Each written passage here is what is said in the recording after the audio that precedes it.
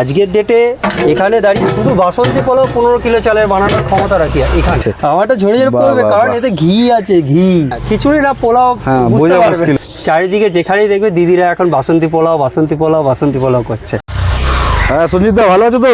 একদম খুব ভালো আছে। তুমি কেমন আছো? আমি এই চলে যাচ্ছে দাদা। বলছি চারদিকে তো এখন খালি বাসন্তী পোলাও বাসন্তী পোলাও আর বাসন্তী পোলাও, এই খবর চারদিকে ছড়িয়ে গেছে। চারদিকে যত দিদিরা পুরো একদম লাগাতার পরপর রোজের কেউ না কেউ দিদি আসছে বাসন্তী পোলাও নিয়ে। দিদিদের নাম বলছি না, কারণ নাম বললেই আবার বলে যে কন্ট্রোভার্সি হচ্ছে, এই হচ্ছে, অনেক রকম ব্যাপার হয়ে যায়। তো তুমি এই বাসন্তী পোলাওয়ের ব্যবসাটা কবে থেকে শুরু করেছো? বাসন্তী পোলাওয়ের ব্যবসাটা যবে অনেকে জানেই না আর কি, আমি পুরো একদম লকডাউনের পর থেকে শুরু করেছি। 2021 সালের প্রায় শুরু থেকেই শুরু করেছি। তো মানে যখন লকডাউনটা কেটেছে 2021-এ, 2020 লকডাউন ছিল, 21-এরও লকডাউন ছিল। 21-এর লকডাউনের পরে যখন মানে আমার কাজ চলে যায়, তারপরেই আমি এই basanti pulao, biryani, fried rice, chilli chicken এসবের কম্বো শুরু করেছি। তখন 70 টাকায় দিতাম বড় বড় পিস দিয়ে, এখন সেটা হয়তো 10 টাকা আমার কাছে বেড়েছে। তো সেই জন্য বলছি, যতই দাদা দিদি আসুক না কেন, এখন সবাই নতুন আমার কাছে।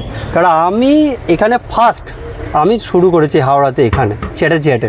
তারপরে তো এখন অনেক দাদা দিদি এখন করছে, চারিদিকে যেখানেই দেখবে দিদিরা এখন বাসন্তী পোলাও বাসন্তী পোলাও বাসন্তী পোলাও করছে সব জায়গায়। কিন্তু এই বাসন্তী পোলাও প্রথম আমি শুরু করেছি, এটা আমি জোর গলায় বলতে পারি সবাই। সঞ্জীব দা, তোমার যে বাসন্তী পোলাওটা হয়, ওই তো পোলাওটা তো তুমি গোবিন্দভোগ চালের করো না, তাই তো? না, আমি বাসমতি চালেরই করি, এক্সেল বাসমতি চালের করি বাসন্তী পোলাও। বাসন্তী পোলাও একদম। তো আজকে আমি পোলাওটা তোমাদের দেখাচ্ছি। অনেক জায়গায় পোলাও দেখতে হবে জড়িয়ে জড়িয়ে যাচ্ছে, এগুলো কি খাবে? আমরা এটা অনেক জায়গায় লক্ষ্য করেছি। হ্যাঁ, খিচুড়ি না পোলাও বুঝতে পারবে না হয়ে যাচ্ছে। তো আমারটা দেখিয়ে দিচ্ছি, এই দেখো, এই হচ্ছে বাসন্তী লং রেঞ্জ রাইস।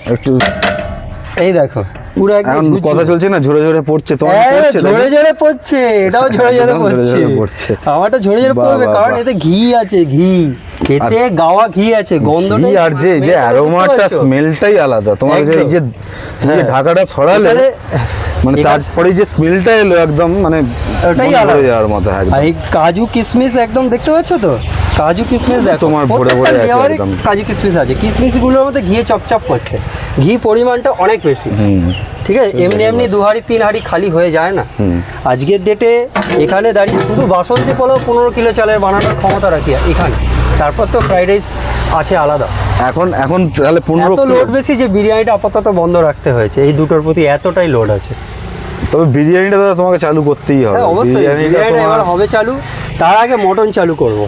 দেখতে হলে এই চ্যানেলটাকে আগে তোমরা সাবস্ক্রাইব করো, আগে এই চ্যানেলটাকে সাবস্ক্রাইব করো, তবে গিয়ে দেখতে পাবে তোমরা মটনটা কীরকম হয়, কে এরকম রিয়াজি মটন দেবে। কোনো পাঠির মাংস দেবো না, সেই জন্য লেট করে শুরু করছি, এটা একদম বলতে পারি।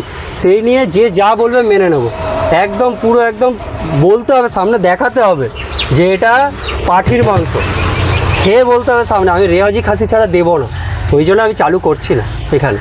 অনেক গ্রামের দিকে কচি পাঠি কেটে দিয়ে দিচ্ছে, বলে দিচ্ছে সেটাই হয় মানে কিন্তু এখানে মটন মানে রেওয়াজি খাসি হবে, একদম এটাই কথা থাকবে, একদম রেওয়াজি খাসি। হ্যাঁ রেওয়াজি খাসি থাকবে। বাস সবাই অপেক্ষায় আছি, আমরা সবাই অপেক্ষায় থাকবে তো, কারণ এটা ভালো জিনিস পেতে গেলে একটু অপেক্ষা করতে হবে। তোমার হাতের যে রান্নার যে টেস্ট, সেই টেস্ট মানে অন্য কোথাও পাওয়া যায় না।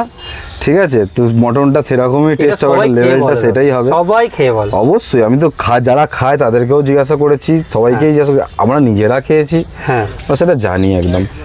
থ্যাংক ইউ দাদা, থ্যাংক ইউ দাদা।